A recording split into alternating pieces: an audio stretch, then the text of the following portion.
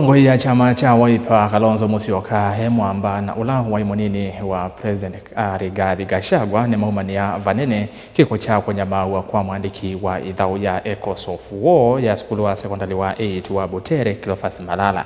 Maineenea kyathini kya kulilikana ula wa President mututia Mwai Kibaki musyini wa ilovi Kalonzo na Gachagua nimamukathiia Malala nundu wa kuonania ukumbau va kumuvwananan'ya na mututia Kibaki. Muandiki wa mauvoli na musangi nukueleza Munini kyathini cha keli cha kumulilikana ula waimu usumbu wa katatu wa Kenya mututia Mwai Kibaki kyathi kila kyatwaiswe musyini wa ilovi ula waimu nini wake Kalonzo Musyoka nuwetie mututia ta waimu Ndongoi wa ikithite kana kila mwenenzi ni weyiwa evala vaile unduma na kwithia usuitwa ni mathekanya maingi. To be sworn in as the 10th Vice President of our country on the 9th of January 2008.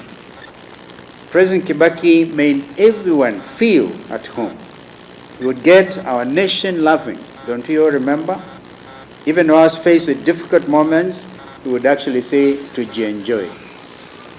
And when things became a little tougher, as an elder statesman, he would call you harsher things.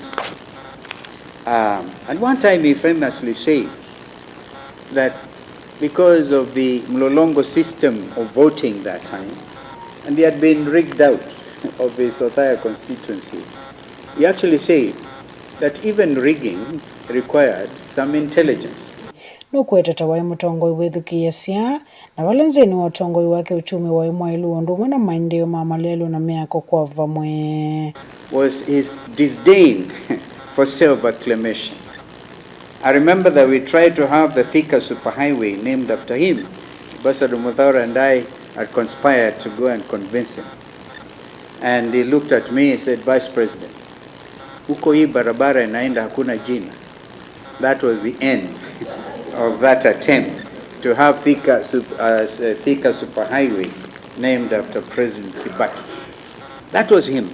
And you remember he had the first person to say, you will not have a national currency having anybody's head printed on it. And my worry is just that as it comes to an end, we may get into some darkness. His Excellency Rigathi has always been telling people that whenever it gets very dark, it's just about dawn. We're just about to get to some light. But I fear for the country if it gets too dark.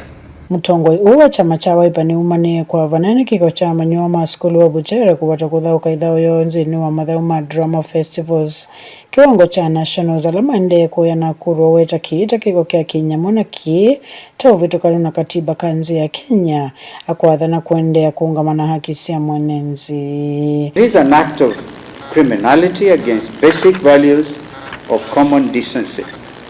It is a direct assault to our democracy and rights of Kenyans as enshrined in our Constitution. And Article 33 of our Constitution, which was given to us as a heritage by President Kibaki, every person has the right to freedom of expression, a right that includes the guarantee for the Butere girls to perform their play without fear or intimidation. The artistic expression is protected under the law. In a situation where an administration has panicked because this one term is becoming real, so they have gone berserk. They have gone berserk and they are now fighting shadows, including schoolgirls, from 2 girls, from 3 girls. These are harmless girls. How fluid is your government if girls can bring it down? Girls. Surely. This is the Gen Alpha. Kids, children being tear gassed, being injured, being denied one of the most fundamental freedoms in that constitution, freedom of expression. A child should be allowed to express themselves freely, not as a favor from the state, but it is a constitutional protection of our children. Kuripoti ulingo mauvo nilina Mosangi.